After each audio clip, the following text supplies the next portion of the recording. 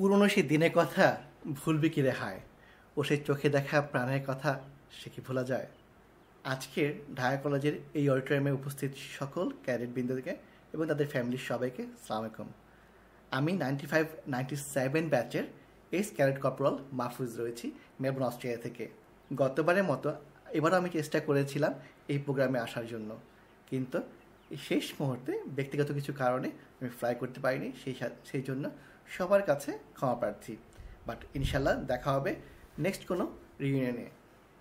ব্যক্তি জীবনে আমি অস্ট্রেলিয়ার মেলবোর্নে একটি মাল্টিনেশনাল কোম্পানিতে প্রকিউরমেন্ট হেড হিসেবে কর্মরত রয়েছি। আমি 2 সন্তানের জনক, আমার 2 ছেলে রয়েছে আমার সাথে এই মেলবোর্ন, অস্ট্রেলিয়াতে।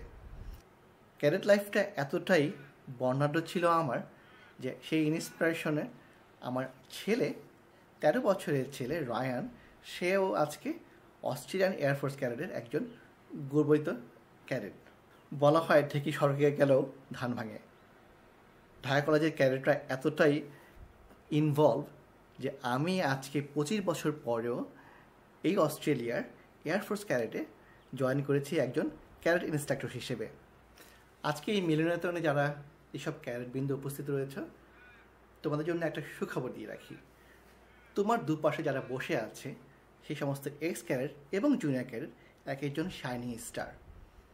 তোমাদের উচিত হবে you should learn and ask the experience they have in their life. তারা তাদের নিজস্ব সেক্টরে স্ব ক্ষেত্রে খুবই উদয়মান একটি স্টার।